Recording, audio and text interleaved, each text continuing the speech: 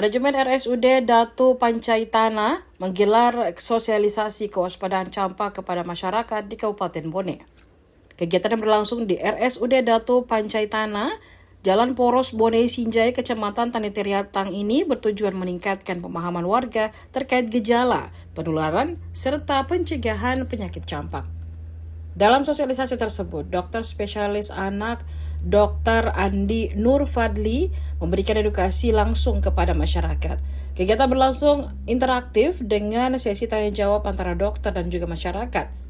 Para peserta tampak antusias mengajukan pertanyaan, mulai dari gejala awal hingga langkah penanganan jika anak terindikasi campak.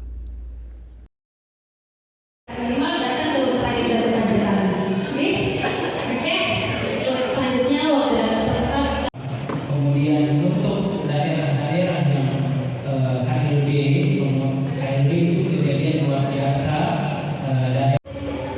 Kalau tidak ada nanti saya jelaskan ya mengenai campak atau plus demam. Yang pertama ini cough itu artinya sama dengan batuk. Dia bisa menyebabkan virusnya ke sekitarnya. Kemudian yang kedua sering menyerang anak-anak. Bagaimana cara penularan kejadian campak? Untuk angka kejadian campak di Rumah Sakit Pancaitana semakin hari ini semakin meningkat juga angka kejadiannya. Mungkin dalam 2 hari atau 3 hari ada lagi pasien masuk dengan keluhan campak. Kemudian waktu awal masuk ke rumah sakit itu dia cuma keluhannya demam. Tapi ternyata pada saat dirawat 2-3 hari demamnya semakin tinggi, ternyata baru muncul ruamnya baru muncul. Jadi kita rawat anak yang kita curigai campak ini dirawat di ruangan isolasi di bagian ruangan tuli. Untuk keluar dari campak ini, Pak, ini Ya, kalau misalnya untuk gejala awalnya dia ada demam, kemudian dia ada batuk, beringus, kemudian ada mata merah. Keluhan ini merupakan gejala-gejala awal. Nanti pada saat demamnya lagi tinggi-tingginya, ruamnya baru muncul. Kemudian baru kita ketahui ternyata ini campak. Kemudian untuk masa inkubasinya ini sebelum menimbulkan gejala itu sekitar 2 sampai 21 hari. Kemudian dia menularkan itu sekitar pada saat 2 hari sebelum muncul gejala hingga 4 hari sehingga 4 sampai 6 hari ruamnya muncul.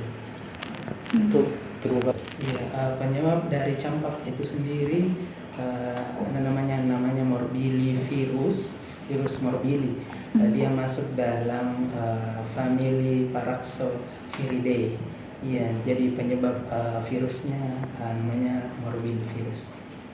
untuk risiko terburuk ya, itu seberbahaya apa? Iya, komplikasi yang kita takutkan dari campak itu sendiri yaitu bisa radang paru, radang otak, kemudian dia kekurangan cairan karena diare yang tidak berhenti. Jika ini Misalnya dia sesak, kemudian beberapa nanti kayak misalnya dia pada saat dirawat dia tambah sesak, bisa dia gagal nafas. itu durasi Tergantung tingkat keparahan dari penyakitnya. Iya, jadi untuk durasi kapan dia mengalami gagal nafas itu tidak pasti. Tapi kalau gejalanya berat, misalnya sesak sekali hingga membutuhkan alat bantu nafas seperti ventilator, biasanya kalau misalnya penggunaan ventilator pun tidak mampu, dia menyebabkan gagal nafas sehingga anaknya meninggal. untuk solusi mencegah penyakit campak itu seperti Atau apa? tipsnya? Iya, pencegahan untuk agar supaya tidak terkena campak yaitu dengan pemberian imunisasi campak dengan melengkapi imunisasi campak usia 9 bulan, 18 bulan dengan pada saat anak kelas 1 SD.